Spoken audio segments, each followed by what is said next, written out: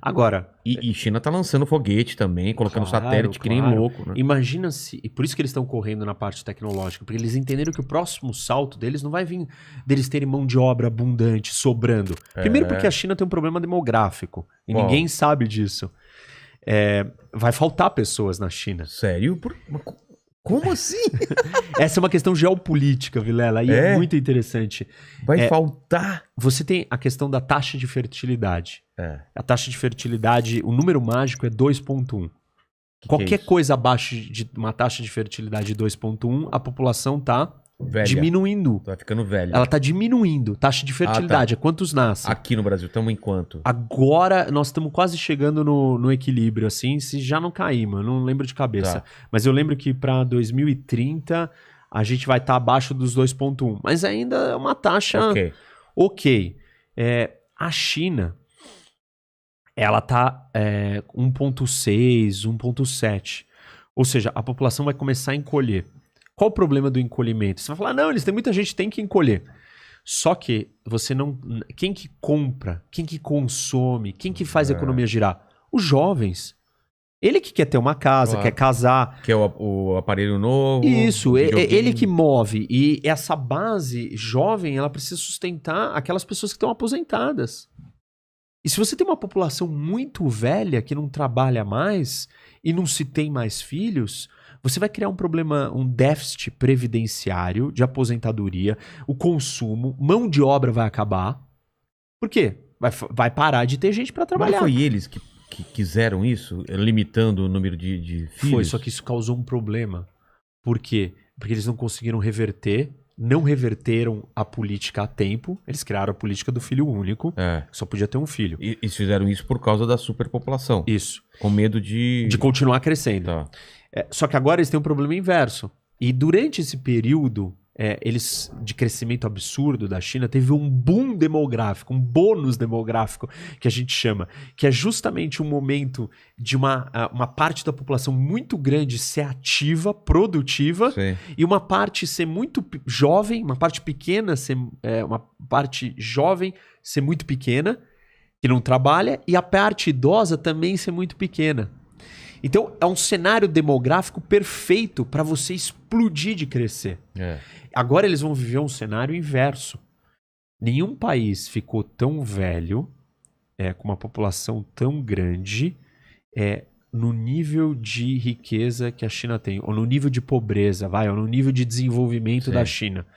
Países como o Japão, Estados Unidos com populações maiores, eles eram bem mais ricos quando eles chegaram no nível de envelhecimento que a China está chegando agora. Então, quer dizer... Chegou um pouco antes, então, do que eles estavam planejando. Isso vai ser um problema. A política do filho único causou um desequilíbrio entre homens e mulheres. A quantidade de homens que você tem é muito maior do que de mulheres. Porque tem uma questão cultural na China, que é uma sociedade patriarcal, tal. A importância é pro filho homem. Então, se você só pode ter um filho, o que você quer? O herdeiro homem. Então, as mulheres ficavam grávidas, descobriam que era uma filha mulher. Elas abortavam e tinha um homem. Só podia ter um filho, eu vou escolher. E todo mundo ficou nessa. Causou um desequilíbrio. Chegou momentos que tinha para cada 130 homens, 100 mulheres. Ou para cada 100 mulheres tinha 130 homens. Então, vai faltar mulheres para os chineses.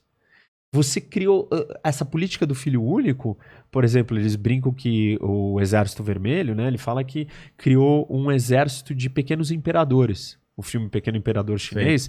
Por quê? Porque são todos mimados, porque é filho único. É diferente a dinâmica numa casa que tem mais filhos.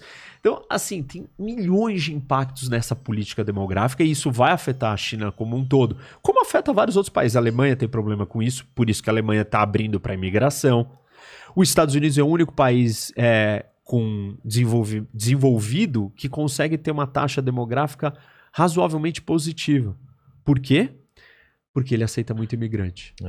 Então o imigrante compensa. Como que é essa coisa lá na China? Não tem imigrante? Não, é um país já gigante, difícil você querer migrar para a China, não é um lugar, né, muito aberto. O Japão tem esse problema, também não aceita imigrantes, a população está envelhecendo e os japoneses vivem 150 anos. Né? Exatamente. Não morre. Não morre. Só que se aposenta. E gera um custo pro... Isso, então, e o custo de saúde, tem uma série de custos, é difícil você sustentar. Então, os Estados Unidos... Porque tem uma regra aqui que não falei, as pessoas não vão entender. É um axioma isso. Quanto maior a renda, menor é a taxa de fertilidade. Certo. Quanto mais renda você tem, menos filhos você vai ter. É doido isso, né? Por quê? Você entende Claro. a realidade, né? A renda, O eu digo, custo, educação, ensino, acesso à informação. Você entende o quanto difícil é isso. Então você se controla, você se planeja. Você tem dinheiro para controlar. Você faz isso direito. Para planejar, né? Como é que um país que começa a ficar muito rico, ou que é muito rico, vai manter a sua taxa de fertilidade? Só tem um jeito, que é a fórmula americana. Qual? Imigração. Imigração. Isso. Abre as portas e deixa o resto vir. Mas lá, como é um regime totalitário, eles podem obrigar as pessoas a terem mais filhos. Podem obrigar, assim, a França criou vários programas de incentivo para isso. Então você tem desconto de imposto, você tem escola de graça, você tem férias de paternidade, um período maior. Você tem uma série de medidas para incentivar. E deu certo. A França é um dos países que está conseguindo ter uma situação demográfica melhor, sair desse problema. Agora tem outros como a Alemanha que não conseguiu, o Japão não conseguiu. Aí a Alemanha abriu agora para a imigração dos refugiados. Parte da justificativa é essa. Nós precisamos de gente, pessoal. Claro que aí tem a questão da identidade, do confronto cultural. Vamos aceitar receber essas pessoas. Tem todos esses temas políticos. Tem aqueles cálculos, né, que o pessoal faz que não sei em quantos anos a Alemanha não vai ser mais a Alemanha. Isso. E aí essa mistura cultural também tem tudo a ver com a geopolítica. E esse é um conceito que vale a pena eu explicar. Que existem dois tipos de amor. O amor herdado e o amor adquirido. O amor herdado é o amor que você sente pelos seus pais. Você não escolhe. Você não vira a corda assim, né, como a sua esposa, em algumas partes do mundo. O marido. Você vira, nossa, gostei, que pessoa incrível, tal, vou ficar com ela. Esse amor é adquirido. Você escolheu. Os seus pais, você não escolhe, você não fica fazendo compras, né, procurando, aquele ali parece legal. Você herda. A nossa relação com a terra é igual com o lugar de onde você veio. Certo. Você pode mudar de nacionalidade. A sua relação do Vilela com a República Federativa do Brasil é diferente com a relação que você tem com a terra do Brasil. A terra que você fala o quê? O lugar de onde você veio. Tá. A sua cidadania, nacionalidade, você muda de nacionalidade. Você adquire um novo amor. Eu quero ser francês agora. Você muda pra lá. Mas você não apaga o lugar de onde você veio. Que é o quê? Você nasceu aqui. Exatamente. Isso te marcou, te moldou. Te trouxe uma característica cultural. Te trouxe um laço com a terra. Então, a gente pode explicar o mundo por esse embate entre o amor adquirido e o amor herdado. Uma boa parte do mundo está presa no amor herdado. Por exemplo, se na Índia você não escolhe com quem você casa, quem escolhe por você? Sua família. Que você herdou. Exatamente. Na Alemanha, você aceita um imigrante sírio.